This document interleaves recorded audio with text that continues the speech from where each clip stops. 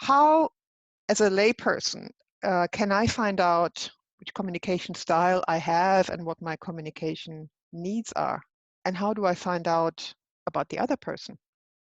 So there's an online test that you can do. Wow. And then the idea is that people do the online test, and then I spend about an hour explaining everything, and they get a report. Okay. But in the report, it also talks about the other flaws. Mm-hmm. And actually, I should say the key thing to remember is that we are all 6 flaws. Mm-hmm. And we just don't use all of them as often. So when people say to me, oh, Jill, yeah, I could change this, but it's just not me. I say, well, it is you. You just don't use it very often. Right. So it's a little bit like if I think that I go to a gym and I work out and I do an exercise that I don't particularly like, yeah, but I'm using a muscle that I don't use a lot, but then overall I become a better trained human being. Absolutely. And do you mind if I mention yesterday's? We were chatting yesterday. Yeah. And you said to me, Jill, when I first met you, you were scary. And I thought, oh, okay. But I know myself, I know my stress pattern. And briefly, stress patterns tend to put us in one or other position. So we can either go into a minus position. So suddenly I'm not okay. And I believe the other person is superior to me. So I'm a minus plus. Or I would take a position of I'm superior, I'm a plus, and you're not okay. I'm okay, but you're not okay. Right. And so maybe in the first meeting, I was displaying my, I'm okay, you know what, and you're not. So. And we know from this transaction analysis, the I'm okay, you're okay Yes. method that people who are in the I'm okay mode are actually not necessarily okay. So I think how this helps is for us to understand ourselves, our triggers, try to keep ourselves out of stress, but also helps us to be more tolerant with the other person, because when any of us display our stress, we are not nice people. Yeah. So we have to imagine that there's somebody behind that. That's important to realize that our own stress patterns bring often the worst out in us. So if, let's say, you're on a first date, or one of our listeners is on a first date, and they see, I just don't click with that person. Is there like a first aid tip how to make that date salvageable? Do you know, my first thought is make sure you want to salvage it. Right. Because if you remember the harmonizer, harmonizer floor, and there's more women than men as a base, when it's going into stress, it wants to please. And so it wants to please, and therefore is trying to adapt to the other person.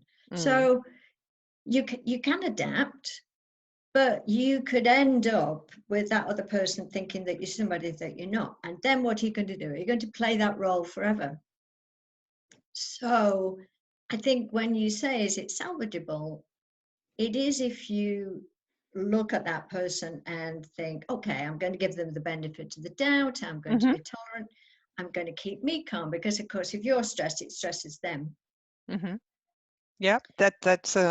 Is there something else? Well, I was going to say, but above all, because I remember being on dates. If you don't mind, I met Laurent through the internet. We've talked about this before. But before I met Laurent, I met an awful lot of frogs. What do we say? Didn't we all? And I I recognized that very often I was just trying to see what they liked and trying to be that and adapt it. Even if I was honest, I really didn't like the person in front of me. What on earth was I doing? So I think the dating game is difficult. It's stressful, but we need to turn up being authentic as we can be. Right, right. And authenticity, that's a whole that's a whole different area in self-awareness, because there's also selective authenticity. So, and what you were saying about trying to please and trying to be the person that the other person likes, is, I think that leads to an awful lot of relationships and an awful lot of unhappy and failed relationships. And that's science actually supports what you just said. Relationship science says that if people try to please, then yes, the other person, they get together, they become a couple, and then at some point everything blows up. So And that's then there's good a advice. virus. And then there's a virus, and 24 hours a day they've got to be in the house together. A big problem these days. There's lots of articles right now popping up about, unfortunately, domestic violence, which is the worst, but also couples just not having anything to say to each other. So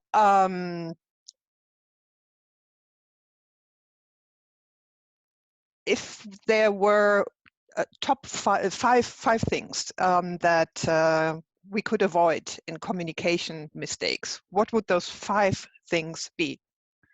I came up with 4, in fact. Okay. I came up with 4 that we've sort of talked about. And I just want to say, yeah, there might be some difficulties in relationship with the virus, but that's quite a positive, because I was just saying to Laurent the other day, I'm really pleased I'm stuck with you. And I think many of us are looking at our relationships and thinking, thank goodness I'm stuck with you. So anyway, sorry. So the 4 things I came up with were be curious and ask questions. For the people who are not getting to know the other person, I would say ask questions, find common ground. The second thing is be tolerant and don't take things personally. The third thing was be authentic. This is one time to show the real you, because you don't want to play a part for the rest of your life. So and the last thing is be calm, because if you stay calm, they usually will calm down. In fact, there is a 5th: smile. I mean, smile is the great connector. It is, isn't it? Yeah.